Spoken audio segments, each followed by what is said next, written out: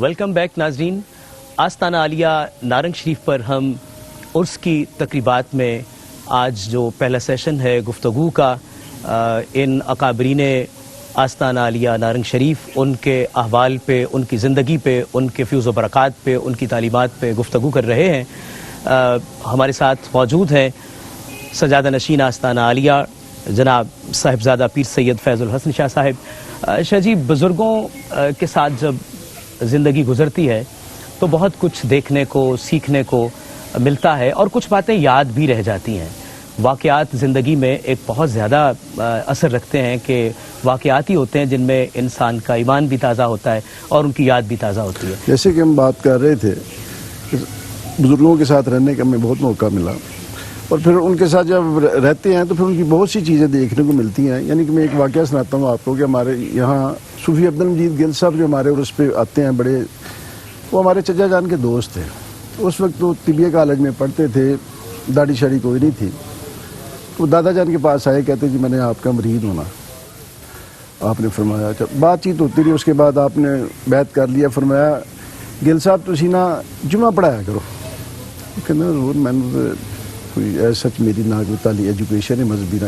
وہ فرمایا پڑھایا کرو. پھر فرمایا پڑھایا کرو، تقریر کریا کرو. اج ماشاءاللہ عالم دین میں جی گل صاحب نماز بھی پڑھاندے نے، حکمت بھی کردے نے اور ایتھے بھی حاضر ہوندے نے. تے اے اسی انہاں دی ایک چیز دیکھی کہ آپ نے فرمایا پڑھایا کرو، پڑھایا کرو، پڑھایا کرو. یعنی کہ صوفیہ کرام، اولیاء کرام، ان لوگوں کے جو ہے نا جی دربار، یہ وہ عام ہم جیسے عام لوگوں کے لیے وہ کندھا ہے جن پہ سر رکھ کے لوگ روتے ہیں، جن کو اپنی باتیں بتاتے ہیں، جن سے آپ وہ اپنے مسائل شیئر کرتے ہیں اور پھر وہ ان کا حل بتاتے ہیں. سبحان اللہ. یہ وہاں چیز جن کے جو لنگر ہیں وہ چل رہے ہیں، لوگ آتے ہیں، پیٹ بھی بھرتے ہیں اور زندگی کے فائدے بھی لیتے ہیں ان سے، اور اپنی ضروریات جو ہیں ہم نے ان کو دیکھا. تب سعودی عرب وغیرہ نہ اتنے امیر نہیں تھے یہ ملک، عرب آتے تھے وہاں سے جی. تو ہم دادا جان نے عرب آنے، کبھی ایک آ گیا، دو آ گیا، تین آ گیا، بڑا ان کے اچھے طریقے سے احترام کرنا، ان کی عزت کرنا، ان کو کھانا کھلانا اور پھر جاتے ہوئے ان کو نظر پیش کرنا. کئی دفعہ ہم نے پوچھنا، فرمانا یہ میرے حضور کے شہر سے آئے ہیں، یہ مکہ شریف سے تشریف لائے ہیں، یہ مدینہ شریف سے تشریف لائے ہیں. یعنی کہ وہ لوگ تھے، ان کی زندگی سب لوگوں کے لیے مشرے رات تھی. یعنی کہ بچوں کو پڑھانا، نماز پڑھانا، تبلیغ دین، روحانیت، یہ وہ چیزیں تھیں جب لوگ ان کے پاس آتے تھے، ان سے سیکھتے تھے اور وہی چیز آگے ان کے صاحبزادوں میں. یعنی کہ ہمارے تیسرے چچا جان جو تھے، چچا جان فاضل تھے، پھر چچا جان طیب شاہ صاحب تھے. عرس تھا ہمارا ہو رہا، بڑی ان کی طبیعت خراب تھی. تو ہمارے یہاں ایک بزرگ ہوتے تھے، وہ دادا جان کے پاس آئے، بیٹھے رہے. اس کے بعد جا کے انہوں نے ہمیں بزرگوں سے کہا کہ آپ عرس کی تقریبات جو ہیں وہ ٹائم سے تھوڑا سا پہلے ختم کر دیں جی. تو سارے فرمایا کہ طیب شاہ صاحب اب میرے پاس آنے والے ہیں. یعنی کہ دو اپنے عرس کی تقریب، اس وقت ہفتہ اتوار عرس ہوتا تھا، اتوار کو دوپہر کے وقت ہم ختم کرتے تھے جی. جیسے ہی عرس ختم ہوا، لوگ گھروں کو پہنچے ہیں جی، تو اس کے بعد آپ کی وفات ہوئی. اللہ اکبر. یعنی کہ سب سے بڑا واقعہ یہ ہے کہ جب آپ کی اس دنیا سے تشریف لے گئے، اس وقت یہ موبائل سسٹم یا ٹیلی فون سسٹم بھی اتنا نہیں تھا جی. لیکن ان کے جنازے میں وہاں سے لوگ پہنچے، تھوڑا سا ٹائم تھا. یعنی کہ دوپہر کے وقت یہاں ان کی جڑا والا میں تھے، یہاں تشریف آوری ہوئی ہے، پھر رات کے وقت ان کا جنازہ تھا. یعنی کہ وہ لوگ بڑی بڑی دور سے پہنچے. آپ کو کیسے اطلاع ملی؟ آپ نے فرمایا جی میرا جنازہ اس وقت ہے جی. یعنی کہ یہ وہ چیزیں ہیں جو ہم نے ان سے دیکھیں، ان سے سیکھیں، اور انہی کا یہ اثرات ہیں سارے. الحمدللہ سارے انہی کے نقش قدم پہ چل رہے ہیں. ماشاءاللہ. بزرگوں کے احوال میں ایک تازگی، ایک فرحت اور سکون قلب جو ہے وہ محسوس ہوتا ہے. فارسی میں مولانا روم فرماتے ہیں کہ ہر کے خواہد ہم نشینی با خدا، او نشینت در حضور اولیاء. اور پھر کہیں پہ یہ بات بھی ملتی ہے کہ کیمیا پیدا کن از مشت گلے، بوسہ زن بر آستان کاملے. مفتی صاحب، ان اشعار کی روشنی میں یہ جو بوسہ زن بر آستان کاملے، اور کیمیا پیدا کن از مشتگلے. میں چاہوں گا کہ چونکہ ARY QTV کی ہمیشہ سے یہ ترجیح رہی ہے کہ اہل اللہ کے مزارات پہ جو بھی پروگرام ہوں ان کی تعلیمات اور ان کی شخصیات کا جو اصل ہدف تھا وہ لوگوں تک پہنچے. آپ ان اشعار کی روشنی میں ذرا ہمارے ناظرین کو اس حوالے سے آگاہ فرمائیں. میں آپ کے سوال اور قبلہ ڈاکٹر صاحب نے جو فرمایا اس کو دو لفظوں میں سموئے ہوئے آگے بڑھتا ہوں کہ آج جو خانقاہی نظام ہے وہ بنیادی طور پر ہم اپنے اسلاف کی اس تاریخ میں دیکھیں تو روبہ زوال ہے. یہ ایک حقیقت ہے اور اس کے وجہ بھی ڈاکٹر صاحب نے بیان کر دی ہے اور ہم بھی اسے بیان کرتے رہتے ہیں کہ اب ضرورت رسومات سے کہیں زیادہ تعلیمات کی ہے. بے شک بے شک. واہ واہ. رسومات سے کہیں زیادہ تعلیمات کی. قبلہ شاہ جی نے اسی طرف اشارہ فرمایا اور ہم اسی بات پر زور دے رہے ہیں. بلکہ اگر میں یہ کہوں کہ اس عرس پاک کی اس دفعہ کی تقریبات کا ایک جو حسن ہے وہ یہ نشست ہے جی، اور اس کی گفتگو نے ان عمومی طور پر تمام خانقاہوں اور خاص طور پر دربار عالیہ خانقاہ نارنگ شریف کا جو پیغام ہے اس کو پوری دنیا تک پہنچایا ہے. سبحان اللہ. کہ رسومات بنیادی طور پر صاحب مزار کے فیض کے حصول کے اس تسلسل میں ہوتی ہیں جس کی برکات یقیناً عطا ہوتی ہیں. بے شک. لیکن اس کے اندر جو جلا ہے، اس کے اندر جو قوت اور تازگی ہے، وہ اس سے کہیں زیادہ ان کی تعلیمات کو اپنانے میں ہوتی ہے. سبحان اللہ. بے شک. اچھا، آپ نے جو ارشاد فرمایا، اب آج کے دور میں جو تصوف کی جو صورتحال اور اس پر جو اعتراضات اور جو گیپ ہے، اس گیپ کی بنیادی وجہ ہی وہ محض رسومات تک رہنا ہے، تعلیمات سے دور ہو جانا ہے. اس خانقاہ کو لے لیں، اس خانقاہ کے مسند نشین کو عمومی طور پہ دیکھ لیں، اور جیسے حضرت صاحبزادہ صاحب نے فرمایا ہے تو بات یہ ہے کہ میں تو کئی جگہ ایک دو صاحبزادگان سے ملا تو میں نے جب کو بات چیت ہوئی میں نے کہا یار آپ باقی ساروں کو چھوڑ دیں، آپ اپنے دادا کو ہی فالو کر لیں. سبحان اللہ. آپ اپنے پردادا جی کو فالو کر لیں. آپ کو کسی اور چیز کی ضرورت ہی نہیں ہے کہیں اور جانے کی، کچھ سمجھنے کی، دیکھنے کی. تو اس وقت جو عام لوگوں کے لیے جو طریقہ کار ہے اس سلسلے سے منسلک کرنے کا، ان کو آگے بڑھانے کا اور اس نور اور نورانیت کو ان تک کما حقہ پہنچانے کا، وہ بنیادی طور پر وہ ساری چیزیں ہیں جو کسی بھی سلسلے کے اس نصاب تصوف میں شامل ہوتی ہیں. میں جب ہمارے سلسلہ چشتیہ میں ہم جب مطلب بیعت ہوتے ہیں، ہمارے شیخ کریم صرف دو لفظ فرماتے ہیں اور وہ دو لفظ بظاہر دو لفظ ہیں لیکن اس میں پورا دین ہے کہ نماز روزہ شریعت کی پابندی کرنی ہے. اب جب آپ یہ نماز روزہ بنیادی ارکان اور شریعت کی پابندی کرتے ہیں ایک عام مرید کے لیے، تو شریعت کی پابندی میں جب آ گئے تو اب وہ حرام کے قریب کیسے جا سکتا ہے؟ اب وہ حضور علیہ السلام کی سنتوں سے اعراض کیسے کر سکتا ہے؟ یہ اس کے لیے ایک بارڈر لائن ہے ان بارگاہوں سے فیض لینے کی. اور جو اس میں جتنا کامل ہوتا چلا جاتا ہے، پھر ساتھ اس سلسلے کا شجرہ جو طریقت ہے، جو شجرہ نسب ہے، ان اسماء گرامی کی برکات ہیں، پھر اس کے ساتھ جو دیگر ان کے فوائد اور ثمرات ہیں، جب اس کو وہ جیسے جیسے سمیٹتا چلا جاتا ہے تو یہ تو میں اگر ایک عاجز اور مسکین کی حیثیت سے کہوں کہ یہ تو کستوری ہے جی. اور اس کی خصوصیت یہ ہے کہ آپ اس کو جتنا رگڑتے ہیں اس کی خوشبو اتنی بڑھتی ہے، ختم نہیں ہوتا ہے. آپ کسی بھی سلسلے سے منسلک ہیں، آپ اس سلسلے کے اوراد و وظائف، ان کے ارشادات، ان کی تعلیمات اور انہوں نے جو طریقہ طرز زندگی خود اختیار کیا ہے اور جس کی تبلیغ اپنے عمل سے کی ہوئی ہے، آپ اس کو لے کر چلیں. آپ جتنے اس میں کامل ہو جائیں گے. یہ تو حضرت شاہ صاحب نے فرمایا نا، مجھے خواب میں آ کر بتایا ہے. ارشادات، رہنمائی جیسے واقعات اولیاء کے بھرے پڑے ہیں ہر صوفی کا، لیکن ہم تو اس کے بھی قائل ہیں اور اس پر یقین رکھتے ہیں کہ جب بندہ ایک خاص حد اس فیض اور تعلق اور نسبت میں اس کمال کے درجے کی اس باؤنڈری میں انٹر ہو جاتا ہے نا، تو پھر وہ بات خواب تک نہیں رہتی ہے، وہ ظاہر حیات تک آ جاتی ہے. سبحان اللہ، سبحان اللہ. بے شک. ظاہر حیات. حضرت امام جلال الدین سیوطی علیہ رحمہ کو نبی علیہ الصلوۃ والسلام نے 35 مرتبہ سے زائد ظاہراً جلوہ فرما کر حدیث کی تعلیم دی ہے. اللہ اکبر. سبحان اللہ. اور یہ تمام سلاسل کے بزرگوں کو اگر آپ دیکھیں تو یہ ایک خاص منزل کے بعد جس کو مختلف کتابوں میں، تصوف کی کتابوں میں اصحاب حضوری کہا گیا ہے کہ وہ ایک منزل پہ جا کر صاحب حضور ہو جاتے ہیں. صاحب حضور کا مطلب یہ ہے کہ وہ بیٹھے نارنگ میں ہوتے ہیں جی وہ بیٹھے لاہور میں ہوتے ہیں, وہ بیٹھے چشت میں ہوتے ہیں, کہیں بھی ہوتے ہیں, لیکن جب وہ توجہ فرماتے ہیں تو اپنے آپ کو بارگاہ مصطفیٰ کریم میں موجود پاتے ہیں, سبحان اللہ, اور وہ فیض وہاں سے انہیں براہ راست منعکس ہو رہا ہوتا ہے. اور آج کے دور میں اس کی ضرورت زیادہ ہے, اور خاص طور پر جو یہ غرور علم ہے نا جناب, جی غرور علم اور خبط عظمت, جی خبط عظمت جو ہے, جس کو عربی میں تعلی کہتے ہیں, اور ایک خاص یہ اسٹیٹ آف مائنڈ ہے, یہ اسٹیٹ آف مائنڈ جو ہے جس سے نکلنا بڑا مشکل ہو جاتا ہے, بڑا مشکل ہو جاتا ہے.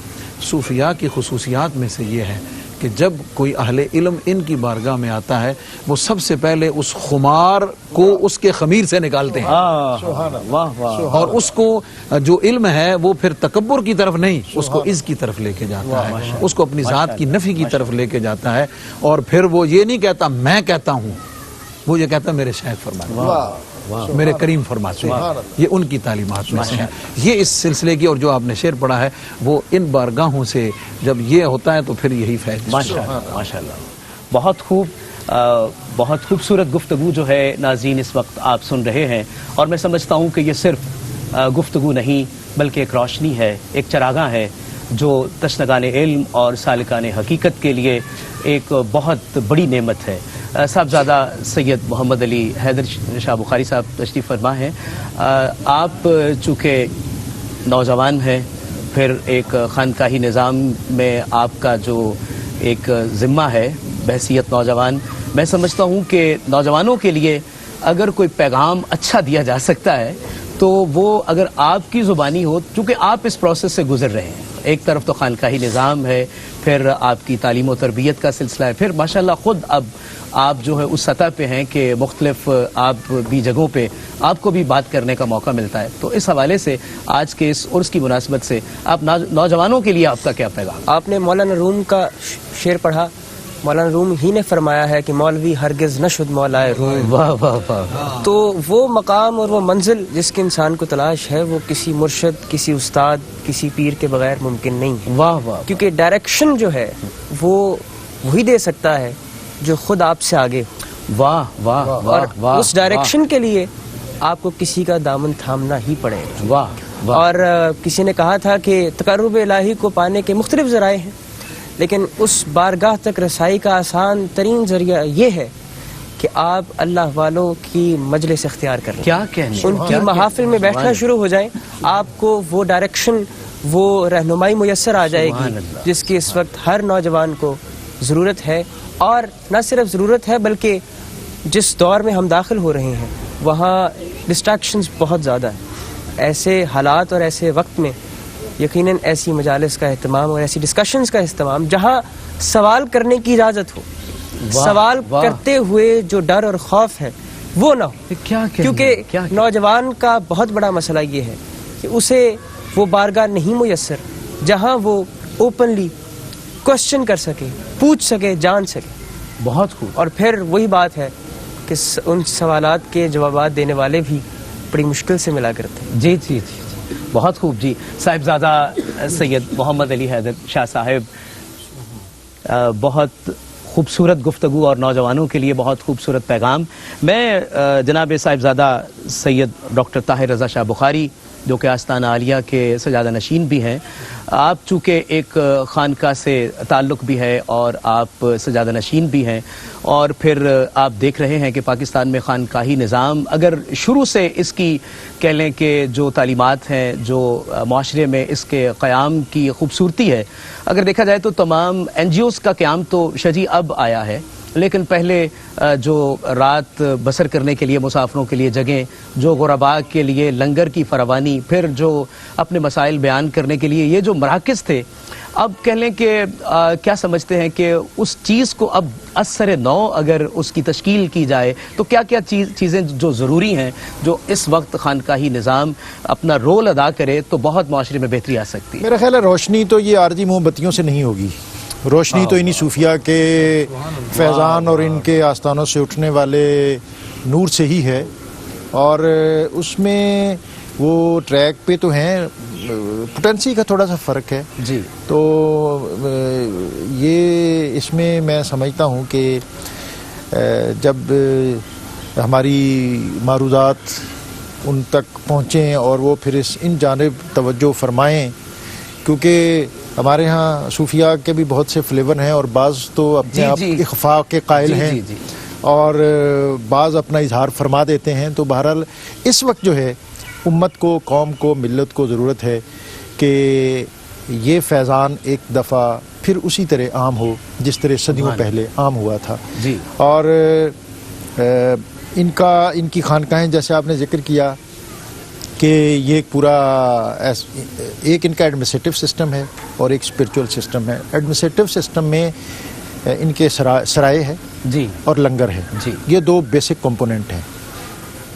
اور بڑی دلچسپ بات ہے کہ حضرت مجھے یہ بات پیر شمسان بخاری صاحب نے کہی. انہوں نے کہا کہ ہمارے دادا یعنی پیر صاحب کرما والا شریف، پیر اسماعیل شاہ صاحب جب شرک پور شریف میں آتے تھے تو وہ نماز سفر کی نہیں پڑھتے تھے. وہ کہتے تھے کہ جس طرح میرا گھر کرما والا ہے اسی طرح میرا گھر شرک پور. اللہ اکبر، سبحان اللہ، سبحان اللہ. واہ یہ میں کہتا ہوں کہ یہ ایک اس کو آپ اس سے ایک پورا فلسفہ زندگی جو طرز زیست اور اسلوب حیات میسر آتا ہے. ابھی بھی پرانے آپ کو کچھ جو بزرگ ملیں اور خواتین ملیں تو اور پھر کوئی کبھی ان کے ہاں کوئی ناچاکی ہو جائے تو وہ مان سے یہی کہتی ہیں پھر میں اپنے پیراں دے گھر چلی. تو یہ بنیادی طور پر جو خانقاہ ہے اس کے اندر اتنا، اس کے مشرب میں، اس کی ایڈمنسٹریشن میں، اس کی مینجمنٹ میں کہ جو دکھی درماندہ کسی نوعیت کا کہیں سے اپنی فرسٹریشن اور کوئی اس کو دقت دکھ ہو تو اس کا علاج وہ اپنے شیخ کے پاس اور شیخ کے در کے پاس آ کر اس کو میسر آتا ہے. یہی وجہ ہے کہ آج دنیا کے اندر جو نفسیاتی عوارض کے سینٹر ہیں وہ بہت زیادہ ہیں پوری دنیا میں اور بہت تیزی سے بن رہے ہیں. اس خطے میں وہ کم ہیں. اس کا سبب یہ ہے کہ مجھے اور آپ کو جب کوئی دقت ہوتی ہے، جب کوئی پریشانی لاحق ہوتی ہے، جب ہمیں کوئی ڈپریشن یا فرسٹریشن کا کوئی معاملہ یا مرحلہ درپیش ہونے کو ہوتا ہے تو ہم اپنے بزرگوں کے در پہ چلے جاتے ہیں. ہم اپنی التجا اور معروضات وہاں پیش کرتے ہیں، اپنے دکھ. حضرت بابا فرید فرمایا کرتے تھے لوگ کہتے ہیں کہ بابا فرید کو بڑا فراخ میسر ہے.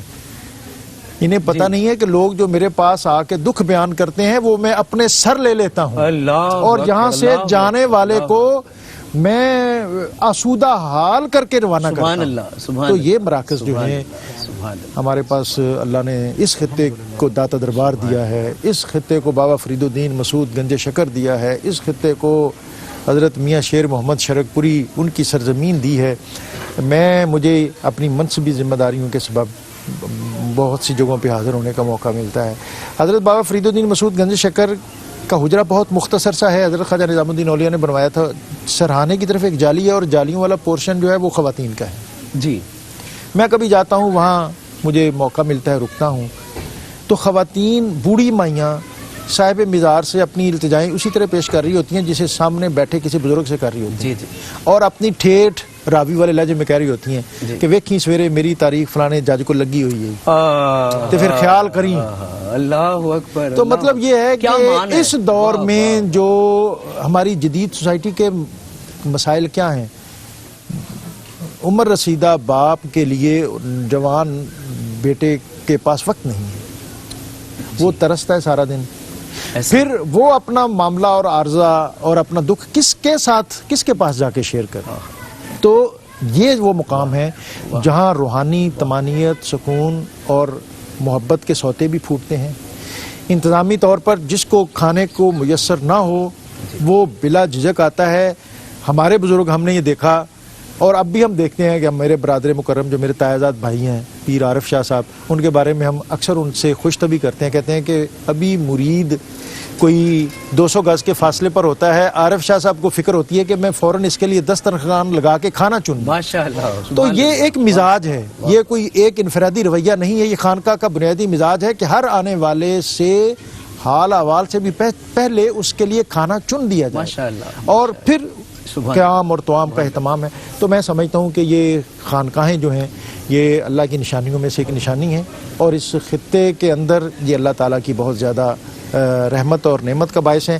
آج کی جو ڈسکشن ہے میں اس کو بہت ویلیوبل اور بہت پرمغز سمجھتا ہوں, اور میں ایئر وائی کیو ٹی وی کا بطور خاص شکر گزار ہوں کہ انہوں نے ہمیں اس انوویشن کا موقع دیا. جی اور جو خطاب اور خطبہ ہوتا ہے اس کی ایک اپنی ریکوائرمنٹ ہوتی ہے, اس میں بہت سی چیزیں آپ خطیب جو ہے وہ بعض اوقات پابند ہو جاتا ہے اپنے آڈینس کا بھی. جی اس طرح کی جو ڈسکشن ہے جس میں مغز زیادہ ہوتا ہے اور تھوڑے وقت میں ہم بہت زیادہ بات کر سکتے ہیں, تو یہ ایک ہم نے عرس کی نشستوں میں ایسا شاید یہ پہلا موقع ہو, لیکن مجھے یہ اطمینان ہوا کہ ہم نے جو ہمیں وقت تھا اس کو ضائع نہیں کیا.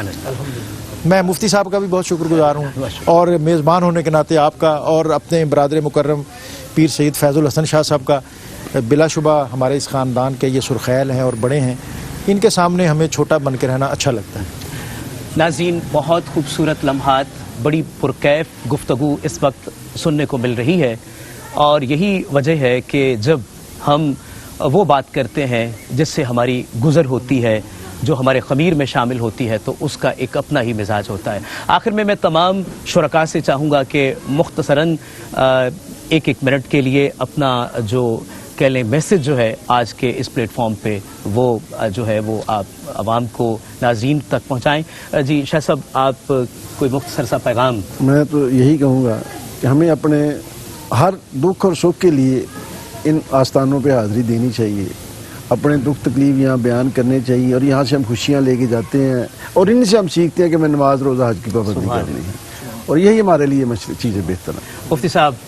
جی, میں پیغام دوہرا دیتا ہوں کہ آج خانقاہی نظام کو رسومات سے زیادہ ان اصحاب مزار کی تعلیمات کو اپنانے اور اسے عام کرنے کی. سبحان اللہ. جی صاحبزادہ صاحب. وہ بابا بلے شاہ نے کہا تھا کہ شاہ عنایت بھید بتائے تا کھلے سب اسرار. تو وہ ساری راز کی باتیں, وہ ساری گرہیں انہی بزرگوں نے ہی کھولنی ہے, انہی سے کھلوانی ہے, تب زندگی کی ڈائریکشن جو ہے اس کا تعین ہو. جی ایک بار پھر میں تو اتنے پیغام آج دے چکا ہوں, مختصر میں دوبارہ پھر یہی کہوں گا کہ جو اللہ اور رسول کے بتائے ہوئے احکام ہیں ان کی پابندی لازم ہے. میں یہ ایک اعتقاد ہے اور ایک عمل ہے, میں اپنی بصیرت اور عمل اور اعتقاد سب کی بنا پر یہ کہتا ہوں کہ اپنی زندگی کو اس طرح بنائیں جس طرح نبی اکرم صلی اللہ علیہ وسلم نے فرمایا ہے, اور ہمارے جو بزرگ تھے ان کی زندگیاں شریعت اور طریقت اور سنت کے عین مطابق تھیں. نماز کی پابندی کریں, باجماعت نماز اس کی کوشش کریں, اور پاکیزگی اختیار کریں, باوضو رہنے کی کوشش کریں, اور جو آپ کے سلسلے کے وظائف اور جو ان بزرگوں کا مشرب ہے اس کو اختیار کرنے کی ضرور کوشش کریں. بہت شکریہ. ناظرین, آستانہ عالیہ نارنگ شریف سے یہ خوبصورت لمحات اور یہ پاکیزہ گفتگو آپ سماعت کر رہے ہیں. وقت ہوا چاہتا ہے ایک بریک کا, اس کے بعد ہم آپ سے محفل میں ملیں گے. تب تک کے لیے اجازت دیجیے. اللہ نے کے بعد.